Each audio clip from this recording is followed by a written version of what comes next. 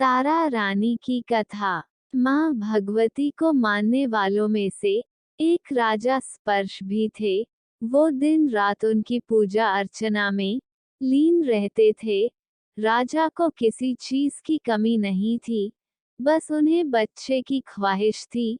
सालों से बच्चा न होने के कारण राजा कुछ निराश रहा करते थे। एक दिन राजा की भक्ति से खुश होकर माँ भगवती ने सपने में आकर उसे 2 बेटी होने का वरदान दिया।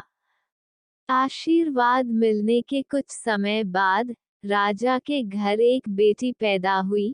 बेटी पैदा होने की खुशी में राजा ने सबको दावत दी और बेटी की कुंडली बनवाने के लिए पंडितों को बुलवाया। सबने राजा से एक ही बात कही कि यह साक्षात देवी का रूप है। जहाँ भी इसके कदम पड़ेंगे वहाँ खुशियाँ ही खुशियाँ होंगी। यह भगवती देवी की भक्तन होगी। इतना सब कहकर पंडितों ने लड़की का नाम तारा रख दिया। कुछ समय के बाद मंगलवार के दिन राजा के घर एक और बेटी पैदा हुई। ज्योतिषों ने उसकी भी कुंडली बनाई और उदास हो गए। राजा ने जब उनसे उदासी का कारण पूछा तो ज्योतिषों ने बताया कि ये लड़की आपके जीवन में खूब सारा दुख लेकर आएगी। राजा ने ज्योतिषों से पूछा कि आखिर मैंने ऐसे कौन से खराब कर्म किए थे कि इसने मेरे घर जन्म लिया है। ज्योतिषों ने बताया कि आपकी दोनों बेटियां राजा इंद्र की अप्सराएं हुआ करती थीं। इनमें से बड़ी बहन का नाम तारा और छोटी का रुक्मन था। एक दिन ये दोनों मिलकर धरती की सैर करने के लिए गईं। दोनों ने ही वहां पहुंचकर एकादशी के दिन का व्रत रखा। तारा ने अपनी छोटी बहन से कहा कि आज एकादशी का व्रत है, इसलिए बाजार जाकर कुछ ताजे फल ले आओ, लेकिन वहां कुछ खाना मत। रुक्मन बाजार फल लेने के लिए चली गई। वहां उसे मछली के पकौड़े दिखे। उसने झट से उन्हें खा लिया और अपनी दीदी के लिए कुछ फल ले लिए। रुक्मन से तारा ने पूछा कि तुम अपने लिए फल क्यों नहीं लाई? उसने जवाब दिया कि वो मछली के पकौड़े खाकर आई है। तारा ने गुस्से में कहा कि तुम पापीन हो, एकदशी के दिन तुमने मछली खा ली। ऐसे खराब कर्म के लिए मैं तुम्हें छिपकली बनने का श्राप देती हूँ।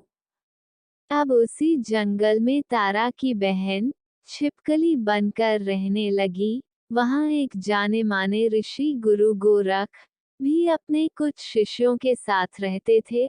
उनके शिष्यों में से एक बहुत ही घमंडी था। अपने घमंड के चलते वो शिष्य कमंडल में पानी भरकर एकांत में बैठकर तपस्या करने लगा। तभी एक प्यासी गाय वहां आ गई।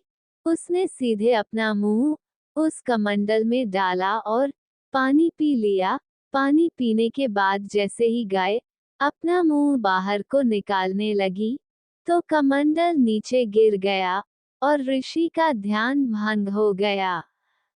ऋषि ने देखा कि गाय पानी पी गई है। अब गुस्से में ऋषि ने गाय को एक चिमटे से बुरी तरह घायल कर दिया। इस बात की जानकारी जब गुरु गोरख को पड़ी तो वो तुरंत गाय को देखने के लिए गए। जैसे ही उन्होंने गाय की हालत देखी, वैसे ही अपने उस घमंडी शिष्य को आश्रम से बाहर निकाल दिया। कुछ दिनों के बाद गौ माता पर किए गए उस अत्याचार से होने वाले पाप को कम करने के लिए उन्होंने एक यज्ञ करवाया। इस यज्ञ के बारे में गाय को चिमटे से मारने वाले घमंडी शिष्य को भी पता चला।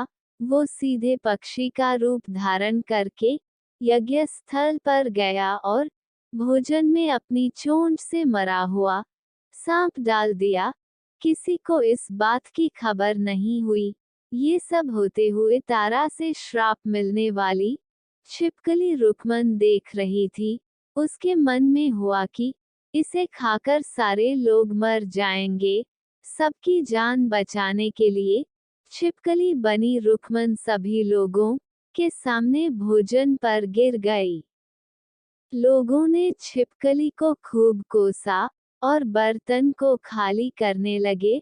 उसी वक्त भंडारा करने वालों को खाने में मारा हुआ सांप भी दिखा।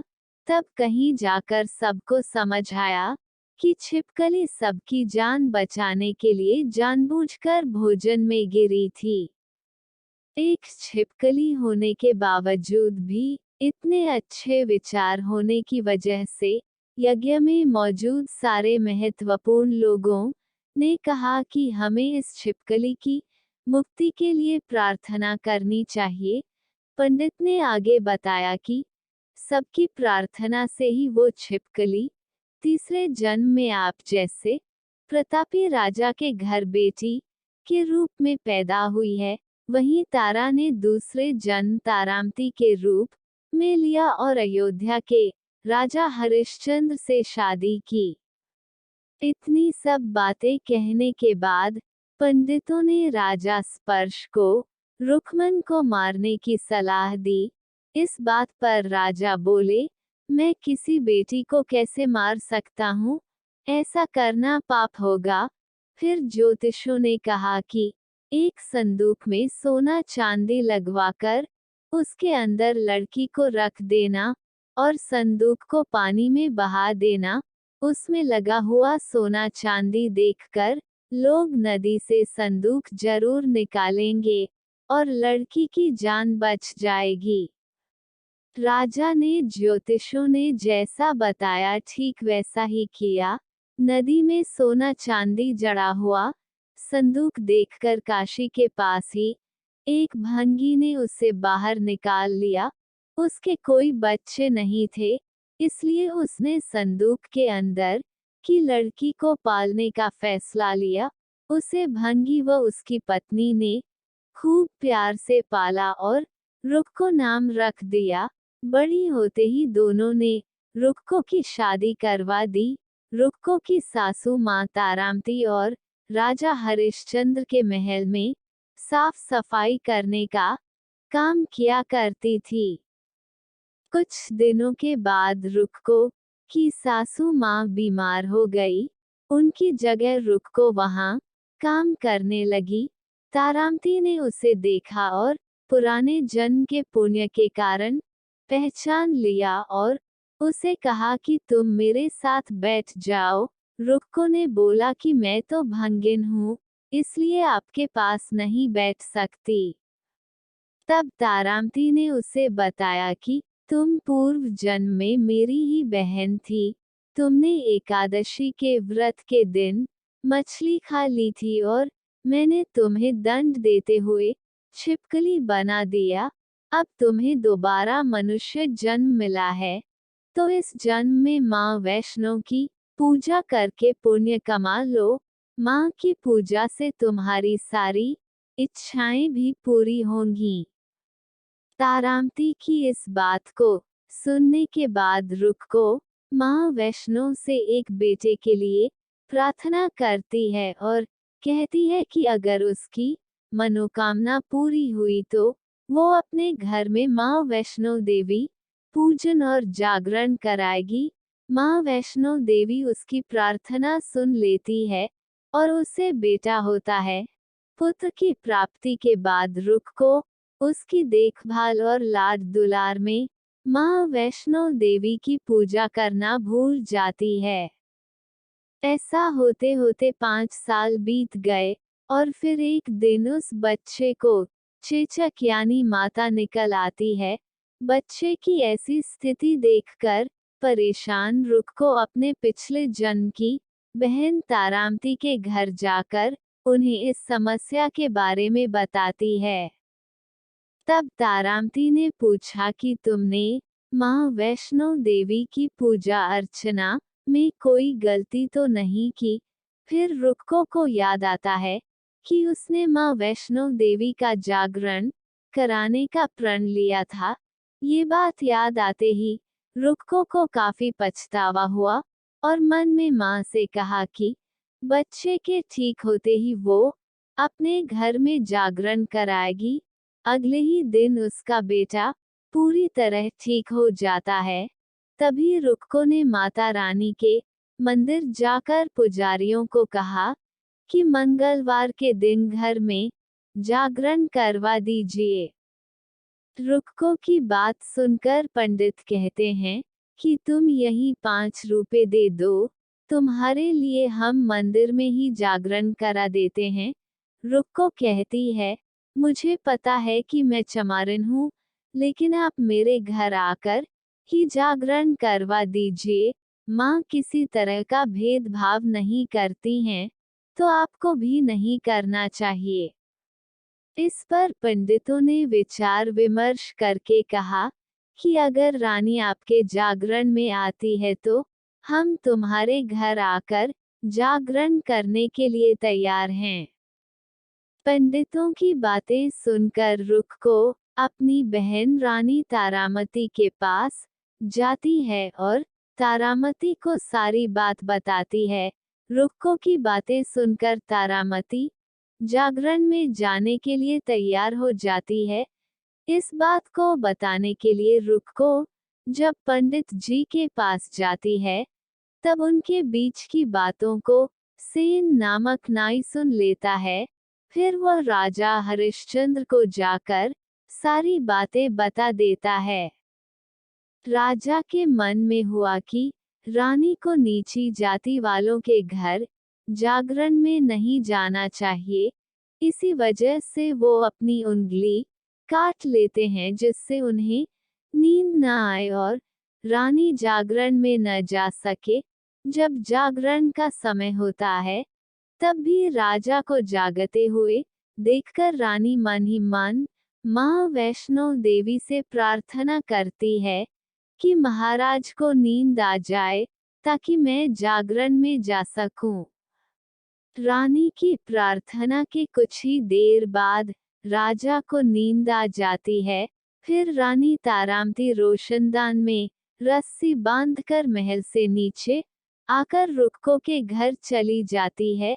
इसी जल्दबाजी में रास्ते में ही रानी का रेशमी रुमाल और एक पांव का कंगन गिर जाता है। इधर कुछ वक्त बाद राजा हरिश्चंद्र की नींद टूट जाती है। नींद खुलने पर रानी को अपने पास न देखकर राजा उसकी तलाश में निकल जाते हैं। रानी को ढूंढते ढूंढते उन्हें रानी का रुमाल और कंगन मिलता है। रानी की चीजों को अपने साथ लेकर राजा जागरण स्थल पहुंचते हैं और एक जगह चुपचाप बैठकर जागरण सुनने लगते हैं। माँ वैष्णो देवी के जयकारे के साथ जागरण खत्म होता है और सभी को प्रसाद दिया जाता है। तब रानी अपने हिस्से के प्रसाद को झोली में डाल लेती है। रानी के ऐसा करने पर लोग उनसे पूछते हैं कि वो प्रसाद क्यों नहीं खा रही हैं। अगर आप प्रसाद का सेवन नहीं करती हैं, तो जागरण में आए लोग भी प्रसाद नहीं खाएंगे।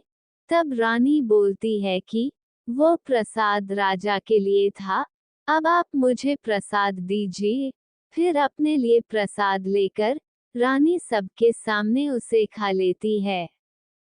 रानी के प्रसाद खाते ही जागरण में मौजूद सभी भक्तों ने भी प्रसाद खाया। उसके बाद रानी महल के लिए निकल जाती है। तभी रास्ते में ही राजा उन्हें रोककर पूछते हैं कि तुमने नीच जाति के घर प्रसाद खाकर खुद को अपवित्र कर लिया है। तुमने मेरे लिए भी प्रसाद रखा है, अब तुम उससे मुझे भी अपवित्र करना चाहती हो। अब मैं तुम्हें अपने महल नहीं लेकर जा सकता। यह बोलते हुए जब राजा रानी की झोली को देखता है, तब उन्हें प्रसाद की जगह गुलाब चंपा जैसे अनेक फूल और कच्चा चावल व सुपारियां नजर दिखती हैं। इस चमत्कार को देखकर राजा हैरान हो जाते हैं। फिर राजा चुपचाप रानी को अपने साथ लेकर महल पहुंचते हैं। वहां रानी बिना माचिस के ही माता रानी के सामने दीप जलाकर राजा हरिश्चंद्र को और हैरान कर देती है। फिर रानी बोलती है कि माता के दर्शन करने के लिए बहुत बड़ा त्याग करना पड़ता है। इसके लिए आपको अपने बेटे रोहिताश्व की बलि देनी होगी, तभी माँ दुर्गा आपको साक्षात दर्शन देगी। यह सुनकर राजा के मन में माँ के दर्शन की इच्छा होने लगी, जिसके लिए राजा अपने पुत्र की बलि दे देते हैं। बलि देने के बाद माँ दुर्गा शेर पर सवार होकर प्रकट हो जाती है। उन्हें देखकर राजा हरिश्चंद्र काफी खुश हो गए और माँ दुर्गा ने तुरंत राजा के बेटे को दोबारा जिंदा कर दिया। इस चमत्कार को देखकर राजा हरिश्चंद्र खुश हो गए। तभी राजा ने माँ की पूरी विधि से पूजा करके उनसे गलतियों की माफी मांगी। माँ दुर्गा ने भी राजा को खुश रहने का आशीर्वाद दिया और अंतर्ध्यान हो गईं। तब राजा ने तारा रानी से कहा कि मैं बहुत खुश हूँ कि मुझे पत्नी के रूप में आप मिली हैं। फिर राजा हरिश्चंद्र, तारा रानी और रुक्मन तीनों अपनी मनुष्य योनि से छुटकारा पाकर देवलोक में चले जाते हैं। कहानी से सीख: तारा रानी व्रत कथा जीवन में श्रेष्ठ कर्म करने की सीख देती है। बुरे कर्मों के फल इंसान को भोगने ही पड़ते हैं।